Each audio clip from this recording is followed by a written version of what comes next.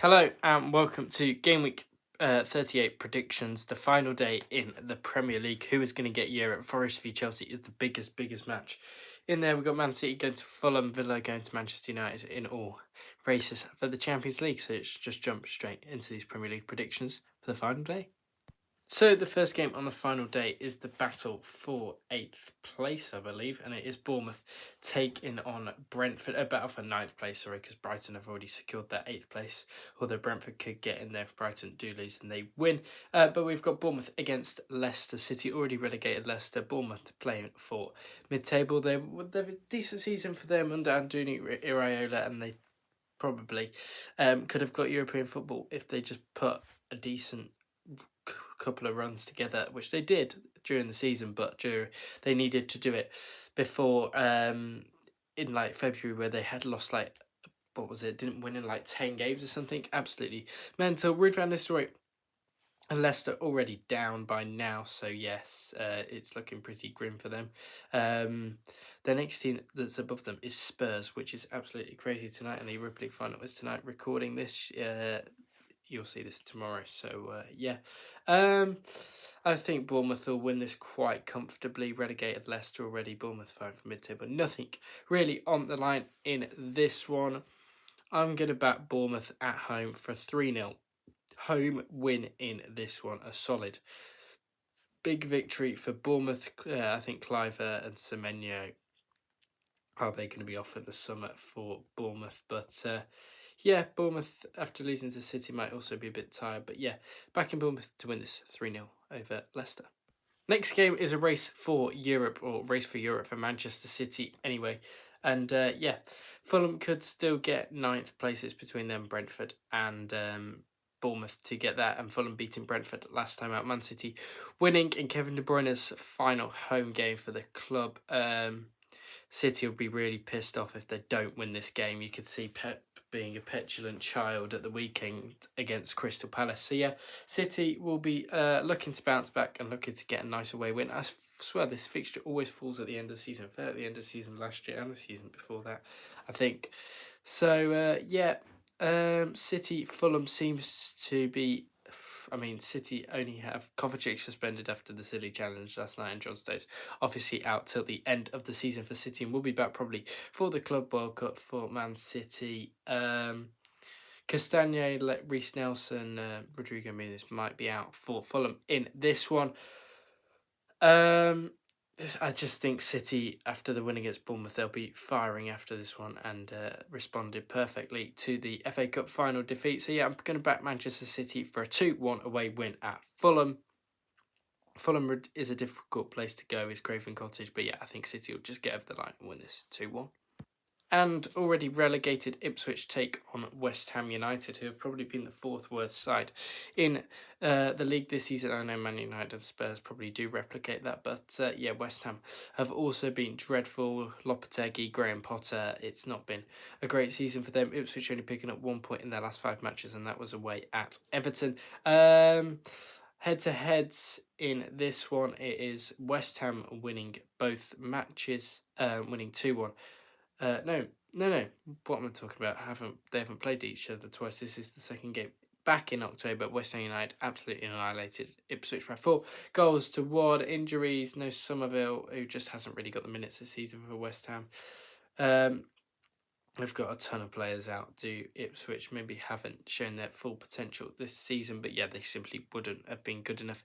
Anyway, I'm going to back Graham Potter and West Ham to win this, just because the 3 relegated sides are really, really poor. I'm going to back West Ham to win this. Another 2-0 comfortable home win for the Irons in this one, and them to get the job done over West Ham United, over Ipswich in this one. On West Ham, they're playing themselves, are they? West Ham to beat Ipswich 2-0 away at Portman Road. Liverpool versus Crystal Palace, the battle of the parties, pretty much. Crystal Palace, of course, winning the FA Cup on Saturday. Liverpool and Arne Slot winning the Premier League. They're already on the piss. They did lose to Brighton midweek. Might be a bit tired from that, but so could Palace after playing Wolves, of course, on Monday, Tuesday.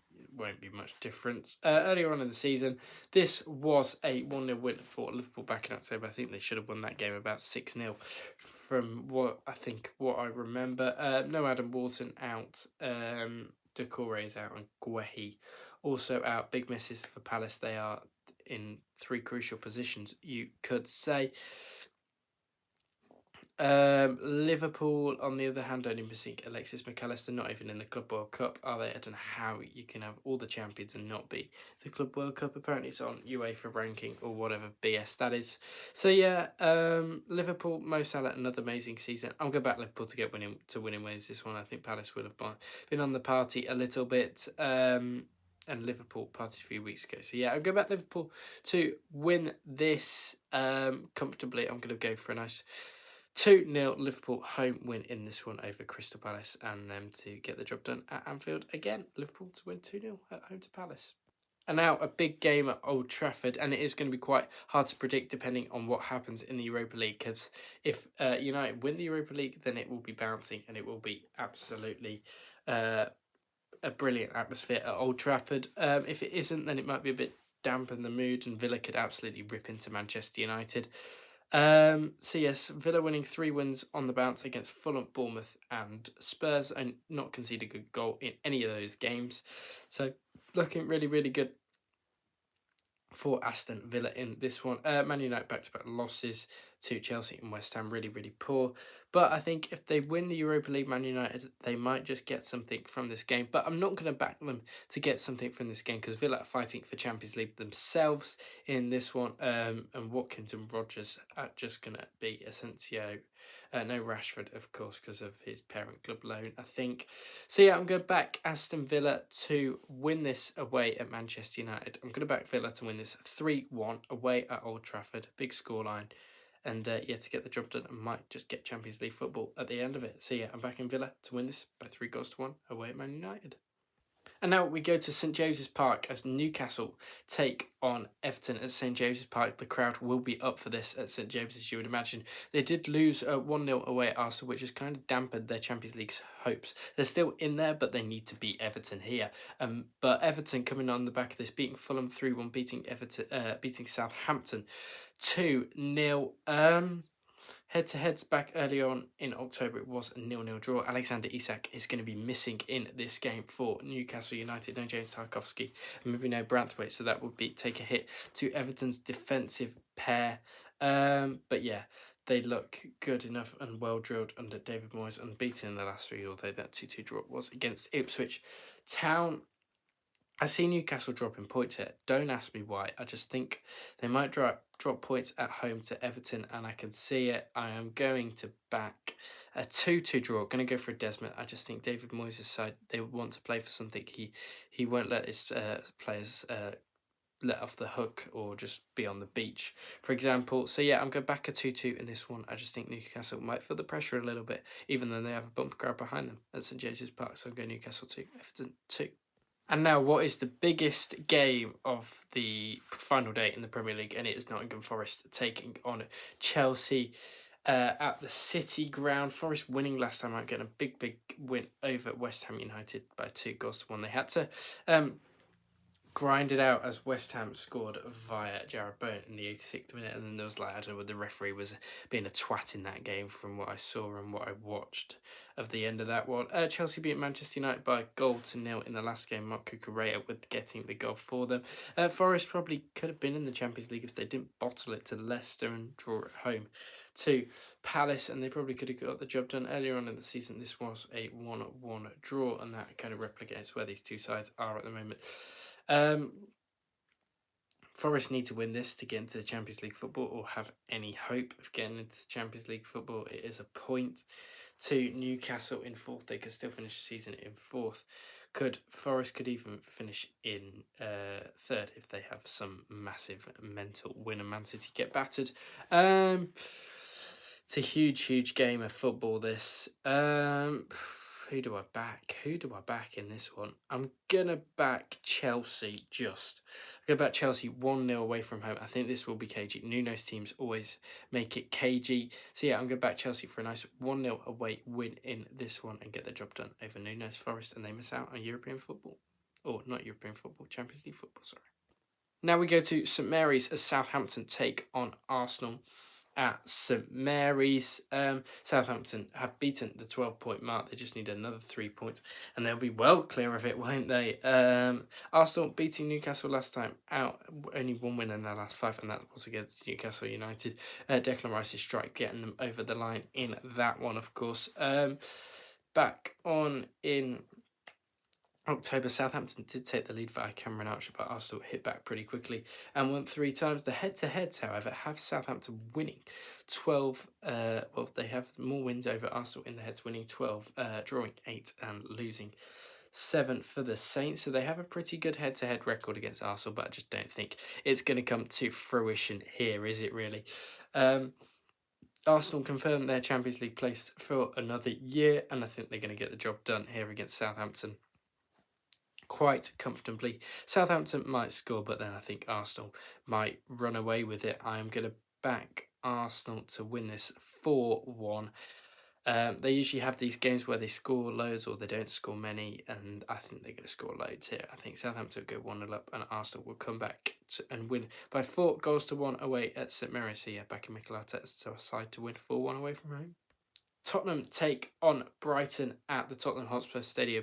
They might be a bit tired from the Europa League game, will Spurs, but they'll be looking to win this on the final day of the Premier League. Maybe they can actually go for it a bit more instead of trying to plan for this Europa League final. Brighton, back-to-back wins over Wolves and Liverpool. Decent wins for Brighton, and they probably could have got European football if they tried a bit more and tried to push on a little bit more than they wanted to. So yeah, Fabian He's done a decent job. Most Brighton managers do this. De Zerbi was in around the same spot. When Potter was in charge, he was around the same spot. So maybe it's the players instead of the manager down at Brighton. But I think Spurs might lose this, especially if they do win the Europa League. But I'm not guaranteeing them to do it because it is Spurs and nobody can ever trust them. I think if Mitoma is not injured, they might be okay, which he isn't. They've got Kadioglu, Ruter, though, and March all out. Spurs still have a few injuries like Kulusevski, Maddison, and Bergvall, but I am going to back Brighton to win this away from home. I'm going to back Brighton to win this by 2-1 on the final day of the Premier League and get the job done over Tottenham. And back in Brighton to beat Spurs on the final day. And maybe Spurs might be a bit tired if they win the Europa League or lose it. And into the final game of the Premier League season that we will be predicting, and it is Wolves against Brentford. Wolves losing 4-2 against Crystal Palace in a bit of a goal fest last night. Same with Fulham against Brentford. Brentford losing last time out to Fulham at home. Yeah, didn't get in the top 8. It's a bit of a blow for Thomas Frank and his side that they didn't get in there. They were probably outsiders of that at the start of the season. They probably were going to finish around 9th, 10th and 11th at the start of the season. Wolves had the better head-to-head record, and this game, remember, back in October was an absolute goal fest. Brentford winning by 5-3, probably the highest scoring game in the Premier League this season. So yeah, it might promise to be another high-scoring game after how the past 2 games have gone for these two sides. Fabio Carvalho is out. Same with Aaron Hickey as well, and Gonzalez will be out, and probably Hwang as well. He's been injured most of the season. What do I back on this one? I think Wolves are decent at home, but then sometimes aren't. No, I'm gonna back Brentford. I am going to back Brentford for a 2-1 away win. I just don't think Wolves know they're safe. Well, they were safe months ago, but I'm going to back Brentford for a away win. I just think Burma will have the quality and might just target that Wolves backline a bit more than usual. So yeah, back in Brentford for a nice 2-1 away win at Molineux and round the season off in style for Brentford and Thomas Frank's boys over Vitor Pereira's Wolves. Thank you again for watching my Premier League predictions for the final day. We've got a lot of content to get through in the summer, like predictions for the new season, how transfer markets could go, Club World Cup, Gold Cup, all that jazz. So yeah, don't forget to hit the like button, share and subscribe, and hit the bell as well. And yeah, thank you again for watching Premier League predictions this season.